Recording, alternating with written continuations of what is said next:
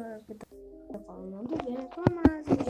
Hoje eu vou estar falando a respeito sobre a nova atualização da Among Us. Bem, eu vou estar postando mais um vídeo aqui pra vocês.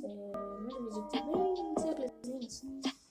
Esse vídeo não vai ficar tão bem editado não, mas enfim, vamos lá. Tudo começou lá pra 2020. A Airship lançou vários spoilers. Aí, né, todo mundo ficou curioso, pá. A Airship começou... Airship não, a Ernesloft começou mais a revelar. Aí, tinha vários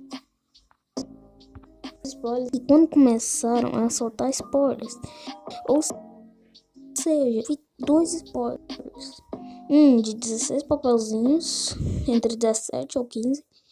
E aí, pode lançar amanhã ou depois de amanhã, porque não saiu nada hoje ainda. Saiu nada, absolutamente nada, porque não lançou ainda hoje. E meu servidor vai estar no link da descrição, no meu servidor do Discord, que é a King Store. Se você quiser entrar no servidor, tudo bem. Mas enfim. Aí, né, tá todo mundo ansioso, porque a Airsoft acabou dando atrás de janeiro.